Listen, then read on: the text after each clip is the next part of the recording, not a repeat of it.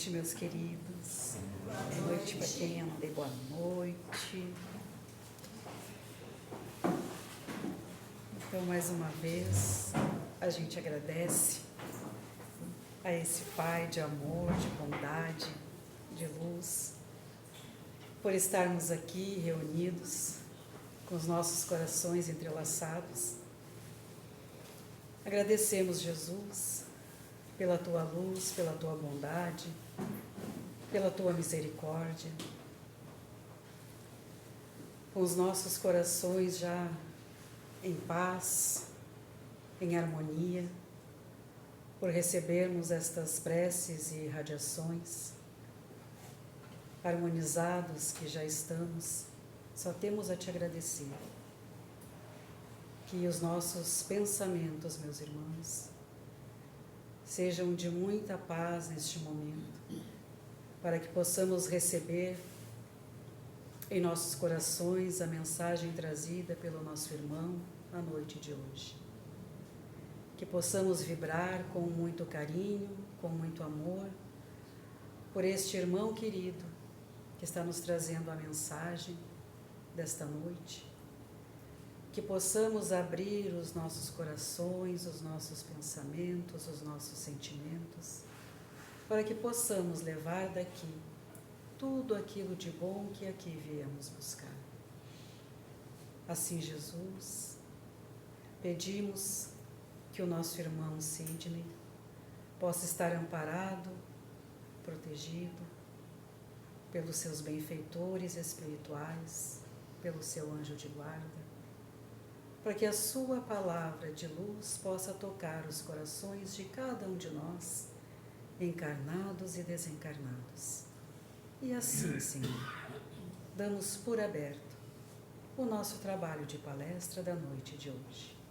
Muito obrigada e que assim seja. E a gente recebe o nosso irmão querido, Sidney Lisboa, que vai falar para nós, diante da multidão, o Fonte Viva, item 104. Vem cá, meu querido.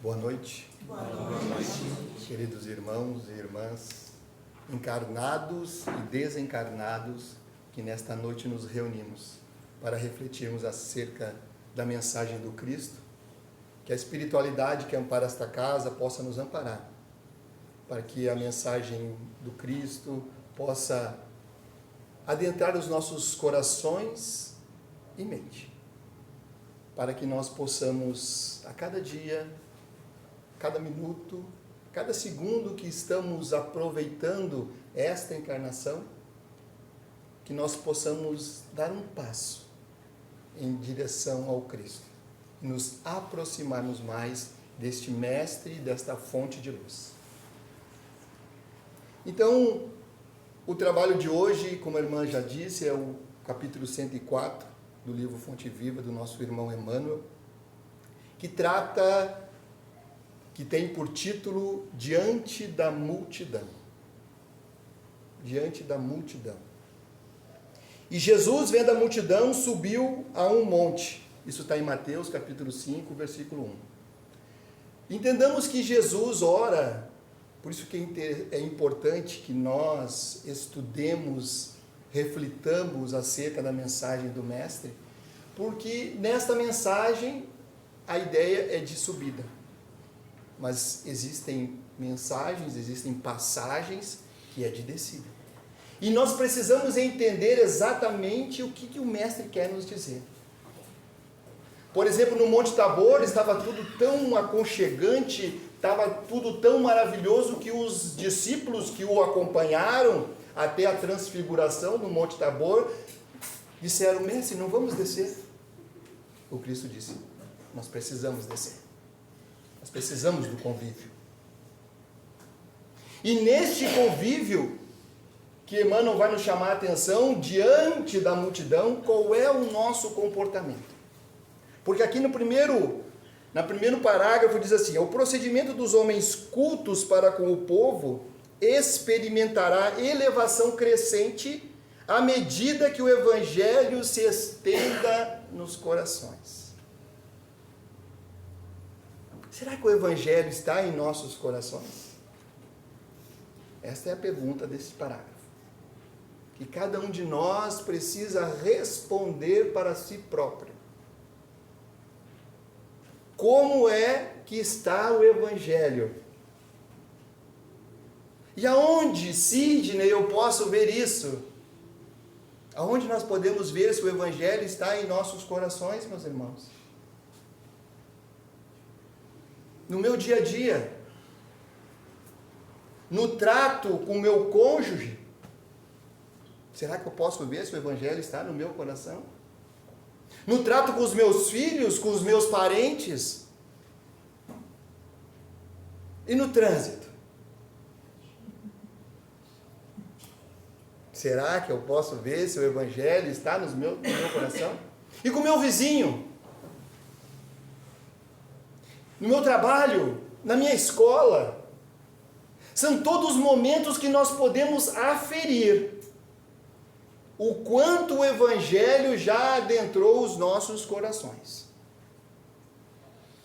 Estamos aqui reunidos nessa noite chuvosa e um pouco fria, porque o Evangelho talvez já adentrou os nossos corações em alguma medida. Em alguma medida. Mas a proposta do Mestre é que este Evangelho adentre os nossos corações plenamente. Plenamente, totalmente. Dia chegará onde nós examinaremos o nosso dia e nós verificaremos que as nossas ações, pensamentos e sentimentos estarão totalmente conectadas com o Mestre Jesus, com a proposta do seu Evangelho. Por ora, às vezes nós estamos desconectados e às vezes conectados. Às vezes desconectados, aí um pouquinho a gente consegue de novo. É esse o nosso processo. Porque nós somos ainda espíritos inferiores.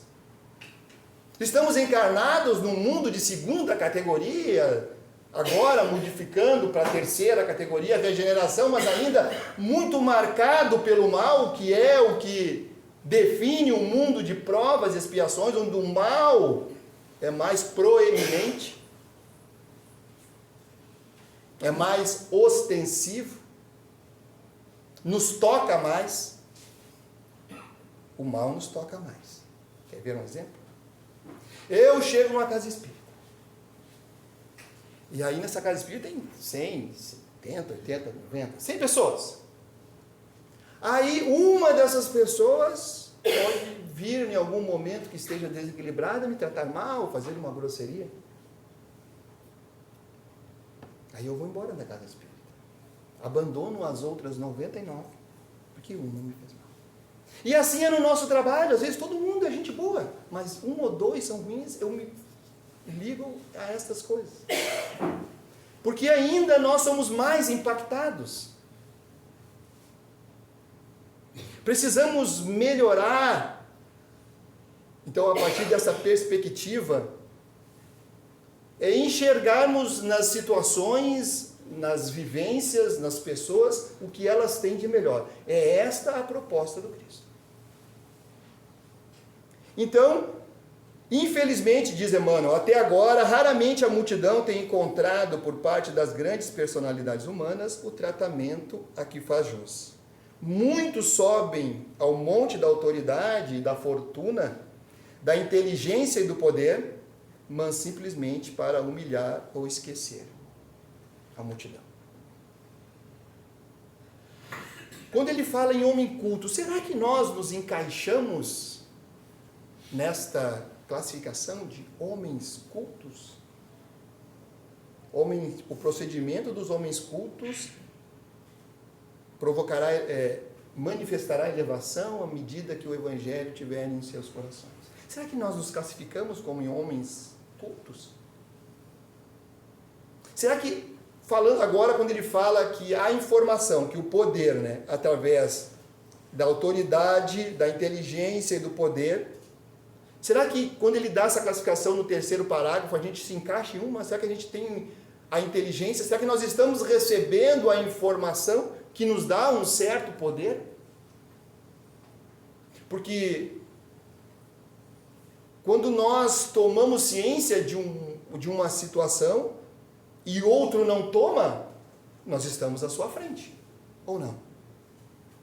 Se nós estamos aqui, estamos nos apoderando destas verdades que o Espiritismo nos revela, da imortalidade da alma, da comunicabilidade constante com a espiritualidade, será que isso não nos dá um poder? Não nos dá uma responsabilidade maior nas nossas vivências diárias, seja na família, na rua, no trânsito, no trabalho? Será que eu subo ao monte? E se eu subo ao monte, por eu ter a informação, eu subi ao monte, mas como eu uso essa informação? Será que eu compartilho? Será que eu sou capaz de estender a minha mão para quem sofre ao meu lado? Às vezes no nosso próprio lar. Sofrem as pessoas e nós não percebemos. Certa vez no meu trabalho, uma criança, um pré-adolescente, 10 ou 11 anos, não me lembro bem a idade, suicidou-se. E o pai disse: eu não sei como.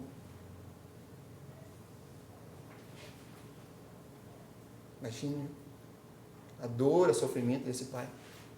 E possivelmente da mãe também, não conheço, mas o pai expressava uma profunda dor.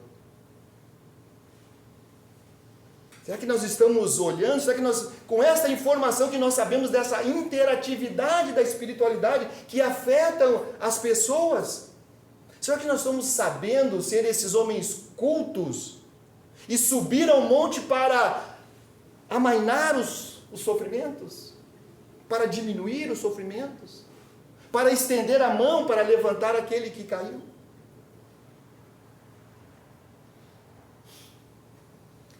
São são estes posicionamentos que revelam o quanto o Evangelho está em nossos corações. E ninguém vai ser, a partir de tomar conhecimento da informação do Evangelho do Cristo, no outro dia, uma Madre Teresa de Calcutá, uma Irmã Dulce, espíritos capazes de amar num nível que a gente não consegue nem imaginar. Mas nós podemos sim irmos nos movimentando cada vez mais. Irmos flexibilizando aquelas posições que nós guardamos ao longo de talvez séculos. Porque tem uma palestra do Haroldo que ele fala de uma maneira muito, muito, muito singular. Que ele diz que nós somos hoje, talvez, aquele Sidney, ou aquela Maria, aquele João de 15 encarnações passadas. Será que eu ainda sou? É isso que nós precisamos enxergar em nós para que o Evangelho adentre os nossos corações. Senão, como aquela época, ele não vai adentrar. Se nós não flexibilizarmos mais, se nós não conversarmos mais, se nós identificarmos posicionamentos que nós já sabemos ser equivocados e não sermos capazes de mudar. Porque nós mudamos aquilo que nós conhecemos. Nós só mudamos aquilo que conhecemos. Então o primeiro passo é o identificar em mim aquilo que precisa ser modificado. E um segundo passo é mortificar. Então, subir ao monte, pode ser na empresa, pode ser em casa, todas as vezes que eu estou trazendo a mensagem do Cristo, ou estou realizando a mensagem do Cristo. Como é que eu realizo a mensagem do Cristo? Quando eu perdoo, quando eu flexibilizo, quando eu estendo a mão, quando eu entendo o posicionamento do outro, porque, é o meu chefe, mas ele é o chefe, ele é o líder. E se eu entendo a minha posição de subordinado, o meu papel,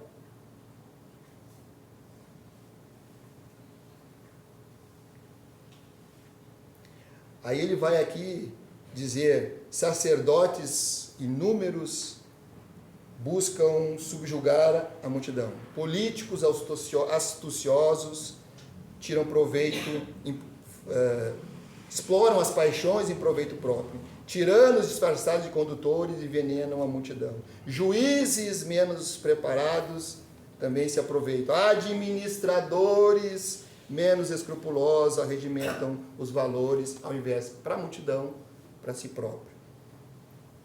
Em todos os tempos, vemos o trabalho dos legítimos missionários do bem prejudicado pela ignorância que estabelece perturbações e espantalhos para a massa popular. Aí ele vem, entretanto, para a comunidade dos aprendizes do Evangelho, em qualquer clima de fé, espírita, católico, protestante, islâmico, judeu, o padrão de Jesus brilha soberano. Por que eu falei islâmico, judeu? Mas não são cristãos. Meus irmãos, Jesus é o governador planetário. Jesus é o governador planetário. Quem é o governador dos judeus? Quem é o governador dos islâmicos? Quem é o governador? Nós não podemos encaixotar Jesus. Jesus é de todos. Todos, Maomé, todos que trouxeram Buda, todos foram missionários do Cristo, adequados àquela região que eles vieram realizar a sua missão. O Cristo não é nosso. O Cristo não é dos cristãos. O Cristo é do planeta. Então, em qualquer clima de fé, Jesus deve brilhar soberano. Ou seja, lá na questão 625 de O Livro dos Espíritos, quando ele coloca que o Jesus é o nosso maior modelo, quando a espiritualidade responde a Kardec que Jesus é o nosso grande modelo, é um modelo. Para que serve um modelo, se não para seguir este modelo? Não vamos nos tornar este modelo do dia para a noite. Até porque quando nós nos reconhecemos num mundo de segunda categoria, é porque nós somos espíritos de segunda categoria. Muito ainda apegado às coisas materiais, aos prazeres materiais. Mas estamos caminhando, sim. Estamos dia a dia, podemos dia a dia irmos tendo pensamentos melhores, renovando os pensamentos, identificando aqueles que nós já sabemos que nos prejudicam, e vamos aos poucos. Como diz a lei do progresso, é um movimento lento e gradual. Nós vamos indo devagarinho. Nós não damos saltos, nós não nos tornamos anjos do dia para a noite, mas é um processo de construção da angelitude. Pouco a pouco. E sem data. Se está no início da encarnação, no meio, no fim, todo tempo é tempo de alavancar esse processo. E a doutrina espírita, então, como esta alavanca, ela vem nos ajudar, a nos impulsionarmos, porque agora nós sabemos aquilo que, uma vontadezinha, por que ela fica uma vontade grande? Por que uma raivinha fica uma raivona? Porque quando eu estou com raiva, eu conecto com irmãos que estão com raiva. Aí não é mais só a minha raiva, é a raiva deles também que vai me afetar. É um circuito que nós estabelecemos. Sabe o Wi-Fi? Você sabe o Wi-Fi? Você conecta o Wi-Fi em casa? E pronto. Eu estou com raiva, eu conecto com o Wi-Fi do raivoso. Eu estou com ódio, eu conecto com o Wi-Fi dos odiosos. Eu sou violento, eu estou conectado com o Wi-Fi dos violentos. Mas aqui a proposta é nós conectarmos com o Wi-Fi outro. O Wi-Fi que nos traz equilíbrio, que nos traz paz, nos traz coragem e força para nós vencermos as dificuldades do nosso dia a dia. É para isso que nós estamos aqui reunidos. É para isso que nós saímos dos nossos lares. É para isso que nós estudamos o Evangelho de Jesus. Para que ele nos impulsione. Para que nós entendamos que nós passamos muito tempo às cegas. Para que nós entendamos como é que funciona esses relacionamentos. Por que eu estou hora assim, hora assado? Por que fulano se comporta assim? Porque o outro... Então eu aprendo a identificar. E com as informações que eu recebo aqui, eu estou subindo o monte. Porque diferente de outras religiões, o Espiritismo é claro. Nós nunca estamos sós. Nunca estamos sós. Agora, com quem nós vamos estar, aí é uma opção de cada um de nós.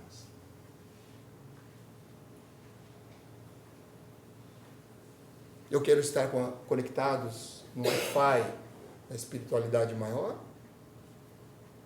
Eu quero continuar ainda com aqueles mesmos procedimentos que eu já sei que não causam a harmonia, não causam equilíbrio no meu lar, no meu trabalho? A doutrina espírita, então, faz nós subirmos ao monte, mas não para como é listado aqui pelo Emmanuel, para a gente humilhar, subjugar, não. É para a gente nos elevar. Porque aqui também ele fala que a obrigação de quem tem essa capacidade de subir ao monte, de enxergar um pouco mais, é ensinar, é educar. Educar para libertar. Então nós não temos na doutrina espírita um chefe, um líder, hierarquicamente posto, digamos assim. Tem pessoas que pelo seu trabalho se destacam, evidentemente. Agora o nosso irmão que retornou à pátria espiritual, Divaldo Franco, ele fez no inferno um oásis de luz. Pau da Lima é um local muito miserável em Salvador. E ele construiu um oásis, onde impactou, segundo alguns sites, mais de 1 milhão de pessoas. Gente, 1 milhão de pessoas.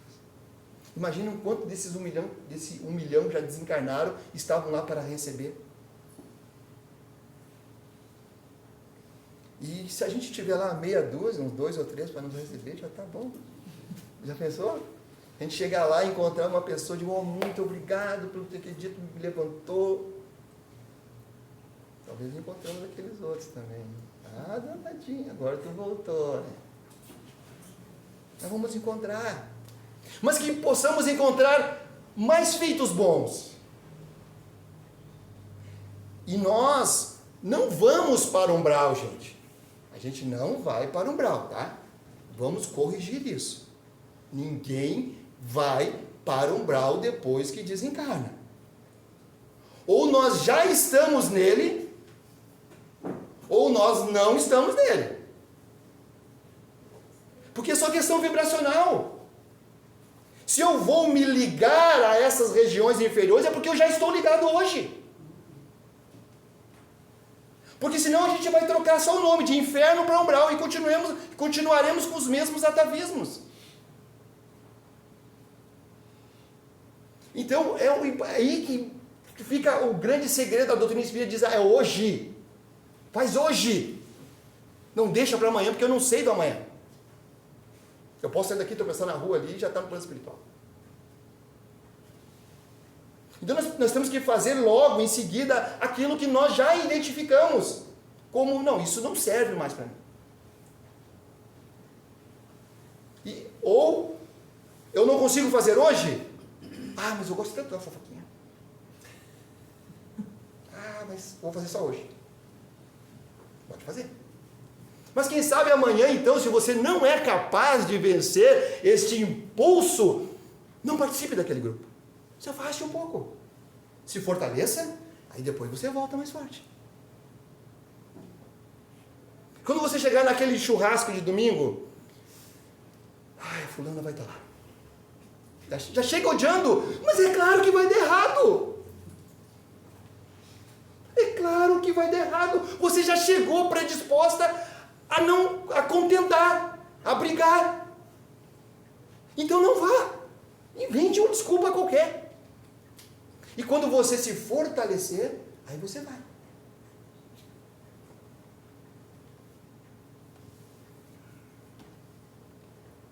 Aqueles de nós que tem problemas com a sogra, por exemplo, que é uma figura familiar muito típica. Né? Ah, sogra, meu, nossa senhora, ai, meu Jesus. Eu não posso falar da minha, não, porque ela desencarnou, tá? Não, ela é muito querida. De vez em quando dá umas pisadinhas na bola, mas ela fazia sopinha para mim. Ela tinha uma sopinha de massa que eu falo à minha esposa, e até meu cunhado tenta fazer. Eu digo, cara, vocês tentam fazer, mas não adianta, é da minha sogra, só agora, só lá. Olha lá a sopinha dela lá. Quando ela foi me buscar lá no... Porque a gente, a composição nossa familiar, ela não é ao acaso. Não é ao acaso. Nossa composição é dosada para dar certo. Ah, mas dá errado. Dá errado por nossas imperfeições. Porque a gente tem algum poder naquele grupo, sobe ao monte, mas ao invés de subir ao monte para trazer o equilíbrio, a gente faz a bagunça. Então, nós precisamos saber qual é o nosso poder. E todos nós temos um poder. E quando nós subirmos ao monte, quando nós falarmos, quando nós impactarmos as pessoas, olhemos bem qual é o impacto que nós estamos criando. Esse é o convite de Jesus. Qual o impacto que eu estou criando na outra pessoa?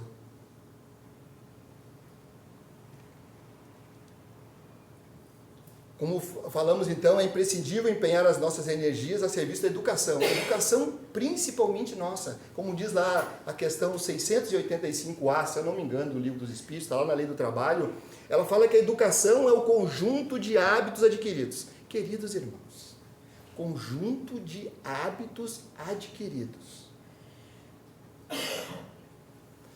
Alguém aqui acha fácil mudar um hábito? Fala para um gaúcho deixar de tomar chimarrão.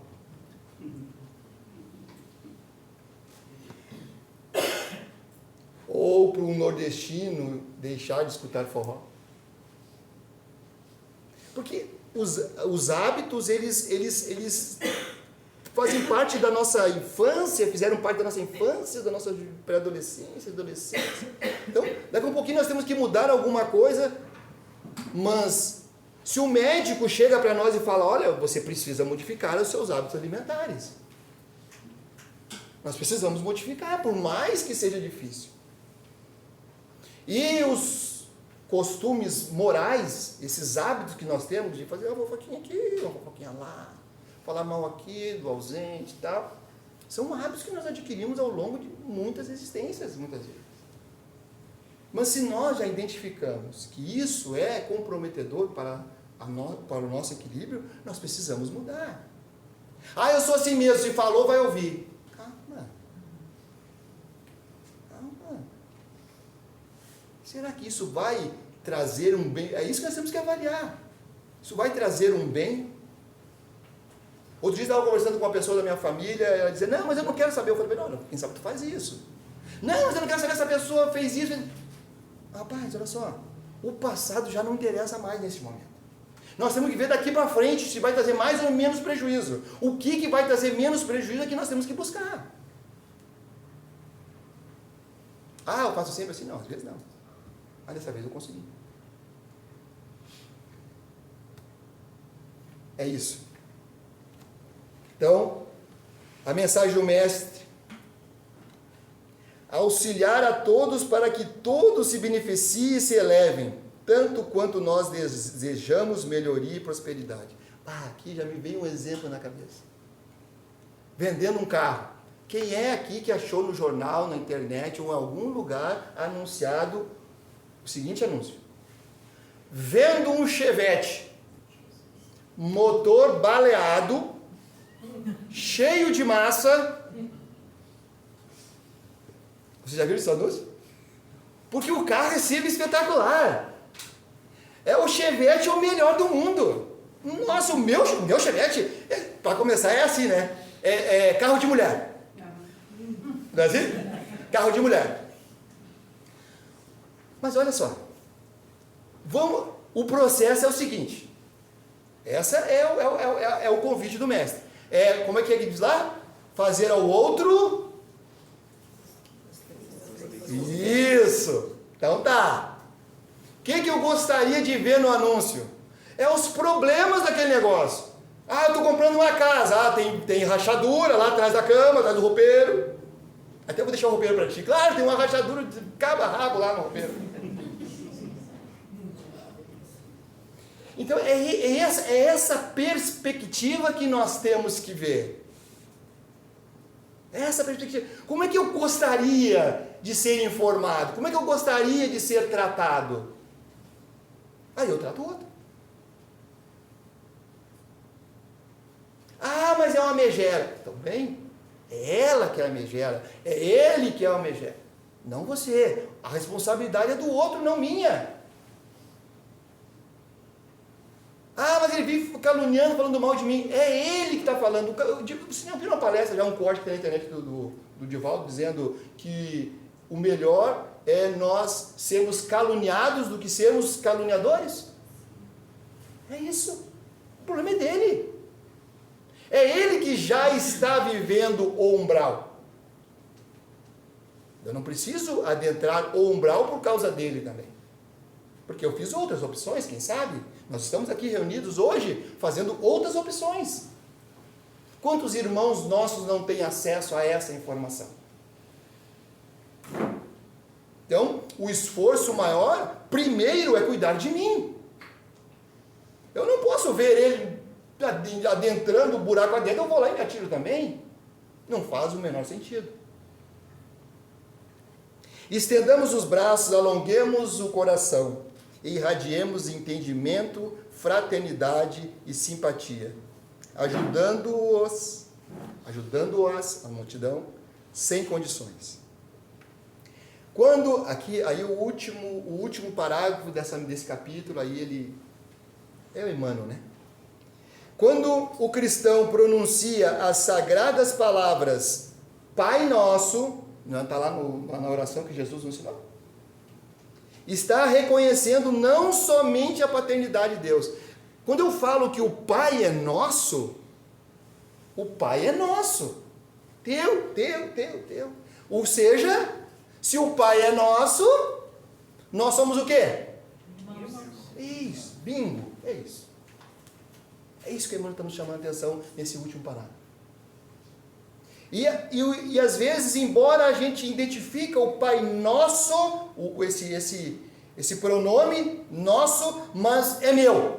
Quando chega na minha cabeça, vira meu. Entendeu? Pai meu. Pai Nosso que está no céu. Mas na verdade eu estou decodificando assim, Pai meu que está no céu. Chove aqui, não chove lá.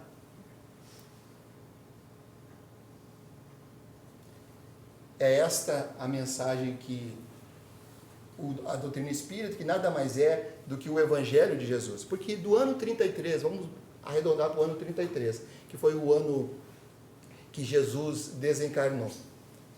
E os evangelhos foram escritos bem depois. Mas enfim, do ano 33, nós já tínhamos contato com o Evangelho. Até 1857, nesse espaço de tempo, em 1820 anos, ou sei lá, alguma coisa muito parecida com isso, a gente pegou o Evangelho e colocou ao nosso dispor. A gente mudou coisas, a gente colocou coisas que não estavam lá. Eu digo gente porque aqui, né, tinha gente lá do Não pensemos nós que é a primeira encarnação aqui, gente. Primeira encarnação é lá no mundo dos dinossauros. Então a gente já viveu muito e muito provavelmente nós estávamos lá com Cristo. Eu estava rezando. Salva ele. Então, se o Pai é nosso, todos somos irmãos. E quem não quer ver o bem de seu próprio irmão? Quem de nós que se felicita quando o nosso irmão sofre? Porque nos diz Divaldo que quando um irmão cai no mundo, todos nós caímos. Quando um cai, toda a humanidade cai. Quando um sobe, todos nós subimos. É isso. A evolução é do planeta. Nós evoluímos individualmente, mas impactamos o coletivo. Então, queridos irmãos, queria agradecer a oportunidade de estarmos discutindo e refletindo acerca do Evangelho de Jesus e que possamos, em nossas vidas, cada vez mais colocar o Evangelho verdadeiramente em nossos corações.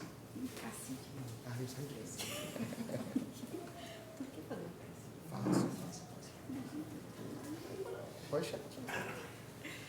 A gente pede para ele para fazer a prece para nós, esse humano querido. Coisa boa. A nossa prece no salão, agora a nossa prece espiritual. De passe? Passe, porque a gente tem a certeza, né? Sim, de que os nossos irmãos da luz estão aqui com a gente, diante de cada um de nós, né, Sidney? Trazendo essa luz, essa paz, esse amor aos nossos corações. E a gente agradece essa espiritualidade amiga, agradece a tua presença amorosa aqui com a gente, esse teu coração gigante, amoroso, que vem trazer essas palavras tão lindas para nós, que nos acolheu tanto, que trouxe essa luz para os nossos corações. Obrigado. Por isso que a gente pede para que tu faça a nossa prece de encerramento. Obrigada.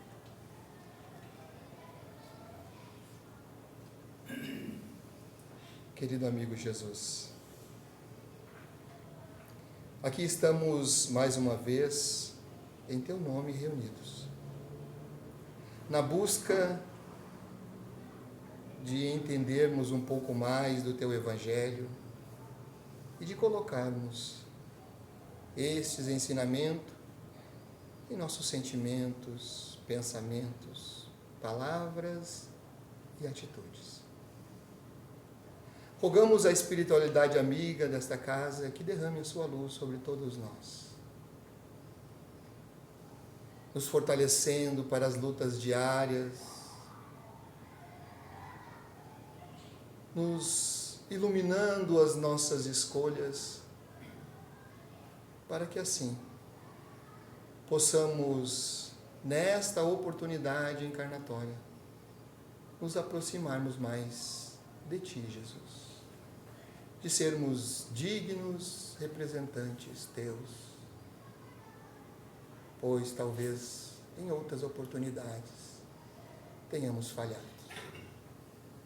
Que a Tua luz, Jesus, encontre sintonia em cada coração, que vá até os lares de cada um de nós, magnetizando os ambientes e deixando, Senhor, a Tua esperança em nossos corações.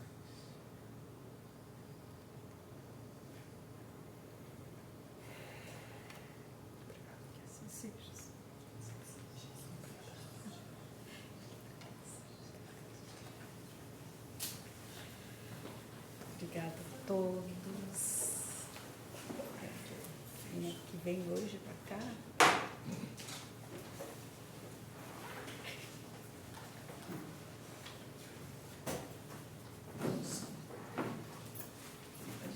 Que vem dar nossos recadinhos.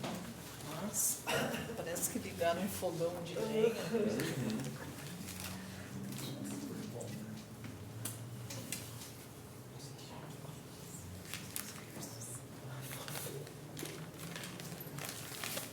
Boa noite. A minha irmã está meio aborrecida, com uma dorzinha na cabeça, parece. Ela pediu que eu desse uns recadinhos aqui. Então, o moço já foi, não quis esperar o... né? Então, agradecemos a todos pela presença aqui no Luz. E ao amigo Sidney. E os ensinamentos de Jesus. Quem queira estudar a doutrina, é só conosco falar. E escolher dia e horário que possa vos adequar. Temos, aliás, no balcão ainda temos garrafas de água fluida. Faz parte do tratamento. É lá perto da saída.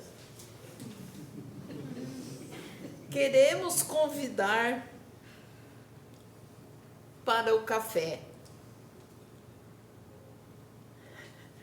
Convidá-los todos de novo. Teremos cuscuz com leite. Também tem cuscuz com ovo. Esquecemos, eu não posso esquecer.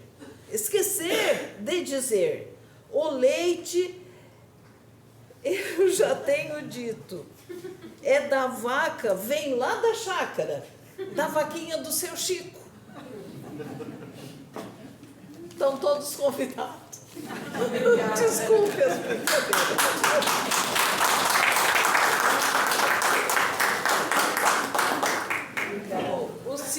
O Sidney falou em vergonha, né? A gente vem com uma vergonhinha e aquele fica um vergonhão.